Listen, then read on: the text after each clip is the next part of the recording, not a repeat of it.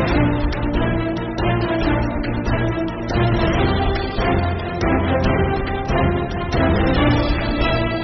आवाज पे आज मुलाकात कर रहे हैं बीजेपी की महिला मोर्चा से प्रदेशाध्यक्ष अलका जी मुंडर से। अलका जी, आपका स्वागत है आपकी आवाज पे।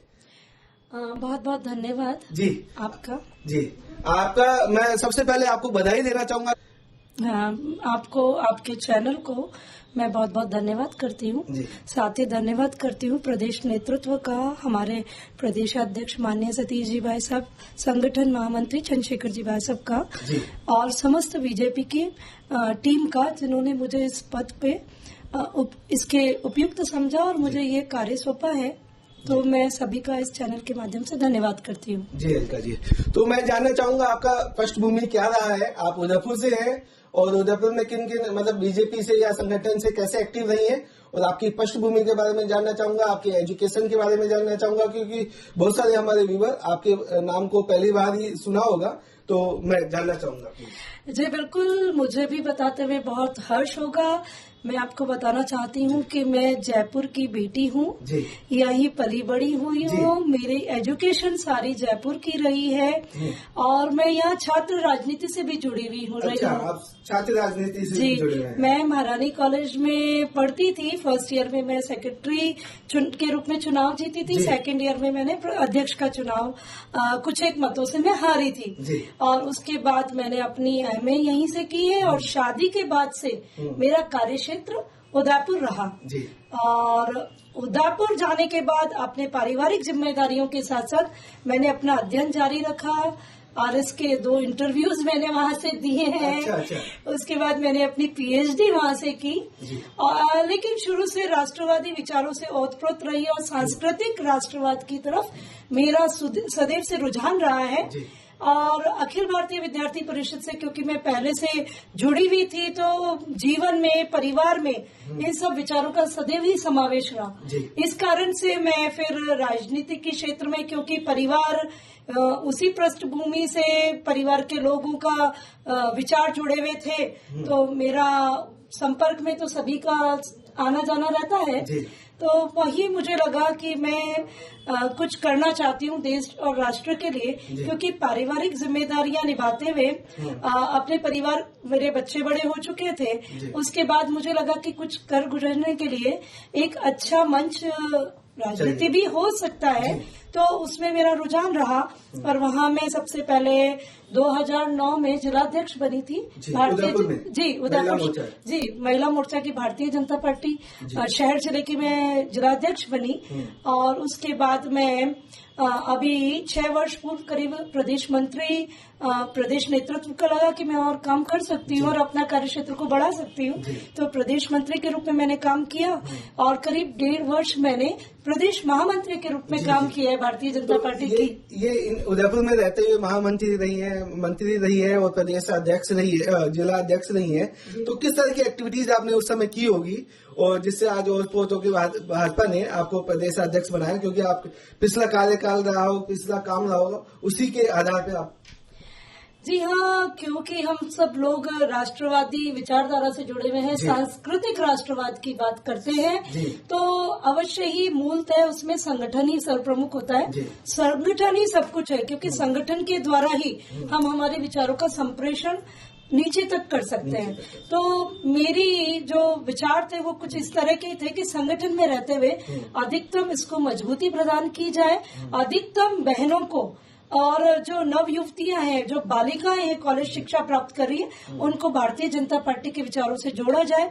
क्योंकि मेरे को ऐसा लगता है कि अगर बीजारोपण संस्कारों के द्वारा कर दिया जाता है तो वह अमिट छवि रखते हैं और हमेशा पूरे जीवन पर्यंत वो व्यक्ति के साथ चलते हैं। इस आधार पे मैं अपने संगठन के कार्य को निरंतर करती आ रही हूँ और इसी आधार पे शायद संगठन को लगा कि अलका जी मुंद्रा का चुनाव कर दे, तो उन्होंने मेरा चुनाव किया है और मैं पूरी कोशिश करूंगी कि संगठन की अपेक्षाओं पे पूर्णतः खरी उतरूं। अभी लास्ट कांग्रेस के 2-2.5 साल के कार्यकाल में काफी महिलाओं पे अत्याचार हुए हैं, मैं कहूँगा काफी मतलब ऐसी घटनाएं सामने आई है, तो आप इस घटनाओं के बारे में क्या कहना चाहेंगे और किस तरह से देख रहे हैं आप? ये एक ऐसा दुखद पहलू है कि जिस राजनीतिक दल की राष्ट्रीय अध्यक्षा एक महिला है जी। एक महिला वहाँ सीट पे आसीन है और राजस्थान पूरे भारतवर्ष का सबसे बड़ा राज्य है जी। और इस राज्य में मतलब महिला दुष्कर्म चरम पे है। भारत में प्रथम स्थान पे अगर कोई आ रहा है तो हमारा राजस्थान आ रहा है। ये हमारे लिए बहुत ही शर्म की बात है। और माननीय मुख्यमंत्री महोदय जो कि स्वयं गृह मंत्री भी हैं, गृह मंत्री जिसका पूरा प्रशासन पे कंट्रोल होना चाहिए, सारी व्यवस्थाओं पे कंट्रोल होना चाहिए, उन्होंने पूरे विगत वर्षों में सिर्फ और सिर्फ अपनी सरकार को बचाने के लिए ही अपनी पूरी शक्ति लगाई है। उन्होंने बिल्कुल ध्यान नहीं दिया कि कहीं प्रशासन स्ट्रिक्ट रहे, महिलाओं को सुरक्षा दी जाए, बालिकाओं का ध्यान रखवाया जाए। आप देखिए हम लोग बड़े शर्मिंदा है क्योंकि आप एक भाई है, मैं ऐसी बात करते हुए भी अच्छा महसूस नहीं करती हूँ। बड़ी बहनों की क्या बात करूँ, हमारी बच्चियां छोटी मासूम अबोध वो भी सुरक्षित नहीं है। तो इससे ज्यादा शर्मनाक कुछ भी नहीं हो सकता। आपके चैनल के माध्यम से मैं माननीय मुख्यमंत्री महोदय से रिक्वेस्ट करूंगी कि अगर जरा भी सजगता है, संवेदनशीलता है और महिला अधिकारों की और महिलाओं की बराबरी की आप बात कर रहे हैं तो थोड़ा सा अपना ध्यान इस ओर भी लगाएं, हमारी बहनें बच्चियां सुरक्षित हो। तो हमारे ख्याल से कहीं ना कहीं आपने जो पुराने समय में जो गलतियां की है उस पर थोड़ा सा आप कुछ अपनी तरफ से अच्छा कर पाएंगे। महिला मोर्चा की अध्यक्ष है, तो महिला सशक्तिकरण की बात कर ली जाए आपसे, किस तरह से आप देख रहे हैं और कैसे महिलाओं को संगठित करते हुए सशक्त बनाएंगे? मुझे बताते हुए बहुत हर्ष हो रहा है कि भारतीय जनता पार्टी एकमात्र ऐसा राजनीतिक दल, राष्ट्रीय दल हमारा भारतवर्ष में है जिसमें संगठन में भी 33% आरक्षण महिलाओं के लिए कर दिया है। हमारे लिए न केवल राष्ट्रीय स्तर पे, प्रदेश स्तर पे, जिला स्तर पे, हमारे मंडल में भी 33% महिलाएं पार्टी के विदिन हैं और वो सब एक्टिव हैं और वर्किंग में हैं। तो हमें बहुत प्राउड फील होता है। और जहां हम पंचायती राज चुनावों में महिलाओं के आरक्षण की बात करते हैं या स्थानीय निकाय चुनावों में शहरी क्षेत्रों में आरक्षण की बात करते हैं, ये सारे बिल भी मुझे बताते हुए हर्ष हो रहा है कि भारतीय जनता पार्टी ऐसी पार्टी निकली जो ये सारे बिल लेकर के आए। और साथ ही मैं सामने वाली विचारधारा के बारे में एक बात जरूर कहना चाहूंगी कि राष्ट्रीय अध्यक्षा तो महिला है ही है, एक मतलब प्रधानमंत्री स्तर की भी एक महिला रही थी, वो भी कभी ये नहीं सोच पाई कि महिलाओं को हम इस स्थिति तक ला सकते हैं, राजनीतिक रूप से भी ला सकते हैं। क्योंकि अगर राजनीतिक रूप से भी संबल होने लगी बहनें तो अवश्य ही सामाजिक और आर्थिक क्षेत्र में भी काफी सुधार होगा। क्योंकि अगर महिला ऊपर सीट पे कहीं बैठी होगी तो उसकी सोच का पूरा खाका नीचे तक जाएगा। लेकिन ऐसा न तो राजनीतिक दल ने सोचा, न पूर्ववर्ती प्रधानमंत्री महोदया ने सोचा। अभी तक महिलाओं का संगठन में मतलब महसूस किया है, संगठन कहीं शहर से थोड़ा सा नीचे तक ही रहा है, कस्बों तक, वार्ड तक नहीं पहुंचा है। तो आप किस तरह से देख रही है कि वार्ड में भी महिलाओं का बराबर 50-50% है, आप 33% की बात कर रहे हैं। मैं ये जानना चाहूंगी कैसे उसको आप संगठन के बराबर ही महिलाओं को लेके आएंगी, मतलब 50% की बात कर रहा हूँ मैं यहाँ। अच्छा, आप भाई साहब 33 से 50% होना भी चाहिए जी, बिल्कुल आपका कहना तो 100% हो ही रहता है महिलाओं का। तो भारत मतलब हिंदुस्तान एक परिवार ही है, तो यहाँ 50% का बिल्कुल आप सही कह रहे हैं और ये सत्य भी है कि ऐसा होना चाहिए। मेरी बहनें हमारे संगठन में तो बिल्कुल बराबरी के स्तर पे है। ये एक अलग बात है, ये एक व्यवस्था है कि हमारा मोर्चा क्योंकि 100% महिलाओं का मोर्चा है तो उसमें तो कहीं पुरुषों का समावेश नहीं है। नहीं, मैं संगठन की बात पे ही आ रही हूँ। मैं आपको बताना चाह रही हूँ कि बहनों का बिल्कुल बहुत ज्यादा आगे मेरी बहनें बढ़े, इस नाते ही हम लोग हमारे संगठन के द्वारा ये व्यवस्था भी कर रहे हैं कि वास्तविक रूप में जो सिर्फ विचार है या जो सिर्फ लिखा पढ़ाई में आ रही है कि 50% बहनें होनी चाहिए, वो वास्तविक स्तर पे उतरता जा रहा है। और हम धीरे धीरे क्रमशः आप जल्द ही देखेंगे कि भारतीय जनता पार्टी ऐसी इनोवेटिव पार्टी रहेगी जो वास्तविक रूप से महिलाओं की संस्कार, स्वास्थ्य, सुरक्षा, पोषण और ऐसी बहुत सारी चीजें आगे आगामी जीवन में उनके लिए जो उपयोगी रहेगी और जो उनके न केवल सामाजिक पक्ष को मजबूत करेगी, स्वास्थ्य शारीरिक पक्ष को मजबूत करेगी, वो उनको आर्थिक पक्ष के रूप में भी एक बड़ी संबल के रूप में खड़ी होगी। अगर महिलाएं 50% आ जाती है तो मैं ये देख रहा हूँ जो दुर्व्यवहार हो रहा है महिलाओं के साथ, उसमें भी बहुत कमी आएगी और नहीं के बराबर होंगे, क्योंकि महिला सशक्तिकरण हो जाएगी तो महिलाओं को अगर अच्छी तरह अपने आप को रिप्रेजेंट कर पाएंगी तो उसमें।